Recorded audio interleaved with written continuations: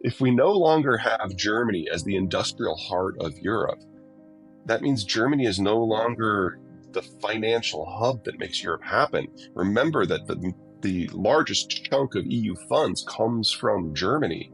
And Germany is not just, the German economic system is not just Germany. It's Belgium and the Netherlands and Austria and Poland and Slovakia and the Czech Republic and Hungary. And without the Germans, none of that works. So the Germans don't provide the funding that is necessary for the EU to function. The Germans don't provide the employment that allows the social model of Europe to function. We're talking about a death blow to the EU that's, an indirect outcome of the war. That this is where this was ultimately going to go. And they are hoping against hope that there's going to be something that happens in the way this all shakes out, whether it's with the Americans, the Russians, or someone else, where they're going to find a way to muddle through. How they do that without the economic model, I don't know, and I don't think they do either. Well, let's start with why we didn't have a famine yet, because it's really, avoiding famine, big deal. Number one, Mother Nature was the kindest she has ever been in recorded history. And every agricultural zone in the world had good weather this last year. Second, the sanctions were designed intelligently. They technically don't touch fertilizer at all. So a lot of the industrial infrastructure in Russia dates back to the 1960s, particularly the petrochemical system that deals with the fertilizer processing. And so we only had reductions of 20 to 40% from the Russian space. And then when the Russians lost the ability to export natural gas, they also lost the ability to export ammonium. So the Europeans, for the most part, have stopped producing nitrogen-type fertilizer themselves because they used Russian inputs. So all of that added up to significant shortages in production globally. But everybody had a reserve. And most countries have now drawn down that reserve. So we're entering this year in a significantly worse position than we did last year, but no one's tank is completely dry yet. I've got some very big concerns for this year.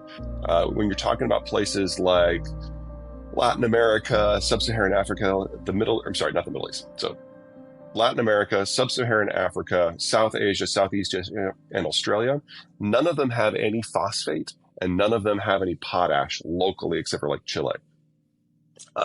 So they really are dependent on exports from this region.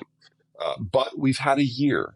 And in that year, a few new suppliers have managed to spin out. Normally it takes 3 years to bring a phosphate or a nitrogen facility online and about 10 years for potash. And companies and countries have started to increase their output to incrementally take bites out of that.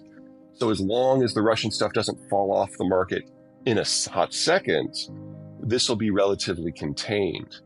But with Nord Stream offline, Europe is no longer part of the solution. And if we get into the spring and natural gas demand picks back up because of China, then a lot of East Asia can't be part of the solution because they use LNG to make natural gas-based nitrogen fertilizer. And the Canadians are doing everything they can to speed up potash development, and they're hoping they can do it in 7 years instead of 10. So we're still right on the edge, and it doesn't take a very creative crisis to tip us into the disaster zone. It's entirely possible. This war is not about economics for the Russians. From their point of view, if they can't reestablish the forward crustal defense that the Soviet Union had, they will disappear from this earth. And they're right.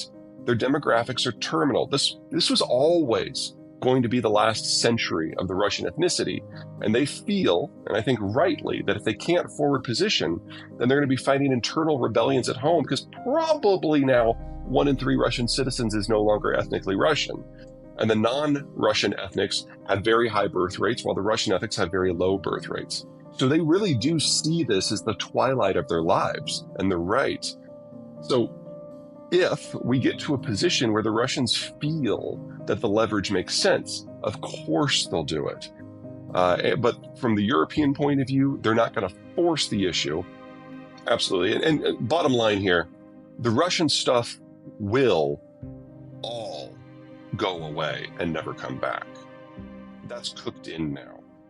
The Russian technological base is weak. Their workforce was hollowed out before they started throwing hundreds of thousands of people at this conflict. They're incapable of maintaining their own system, especially when it comes to energy and petrochemicals and mining. A lot of the growth we have seen around the world since 1992 has been about the inclusion of places that didn't participate in the first wave of globalization into the system. There was only one product where Russia was a top three producer, and that was oil.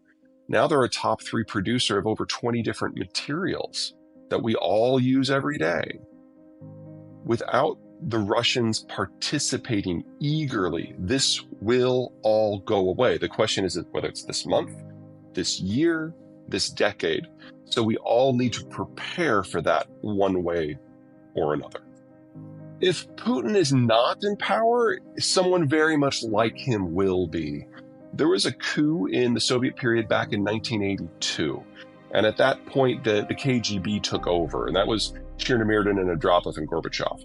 Putin is the heir to that legacy, which is another way of saying that the only people who are in the political elite in Russia are former KGB officers who trained during the Soviet period. Well, that means they're all in their late 50s or older, and there's only about 130 of them. And they all see the world the same way, and Putin has been able to purge that group over the last 22 years in order to make sure that there are no challengers to the throne. So as long as it's someone from that elite who's in charge, Putin's fine. And even if he wasn't, he died for health reasons, one of his replacements would feel the same way.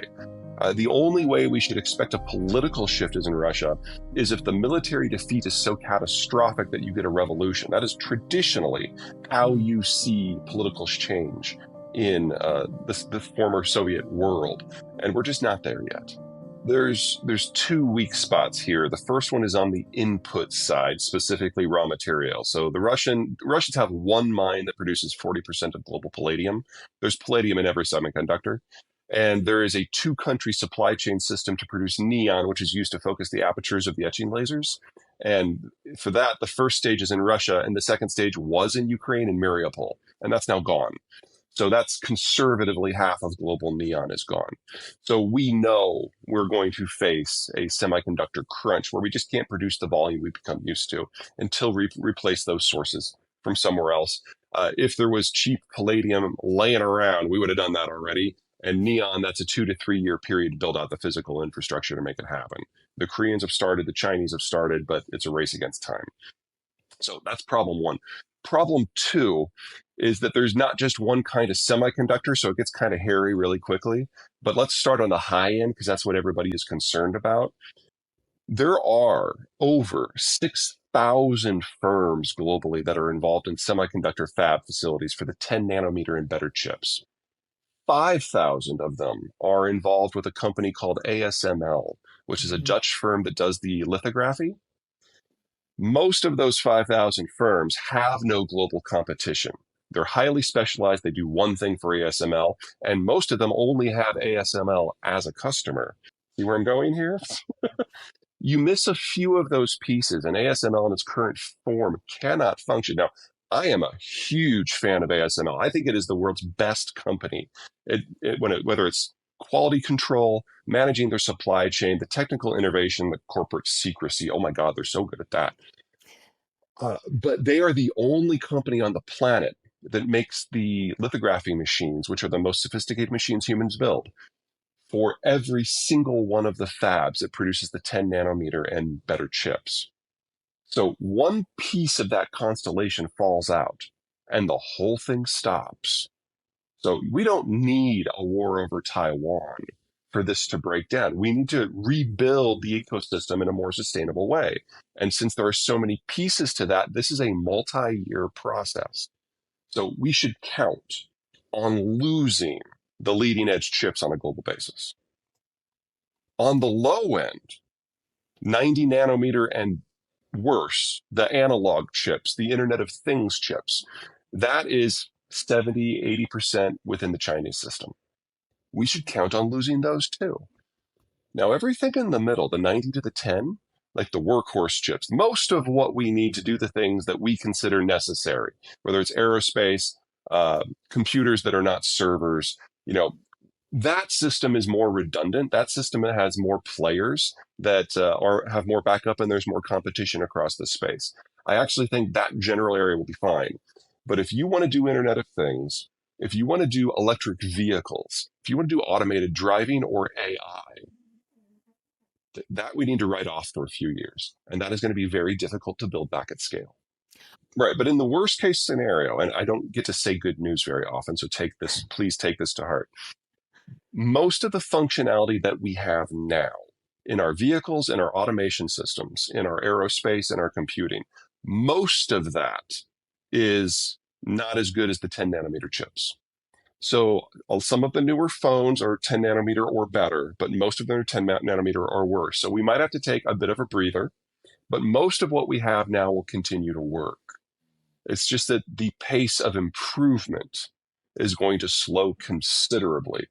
It's not just that 90% of the good chips are made in Taiwan. It's that the constellation of forces that allow them to be made in the first place, that is what's in danger.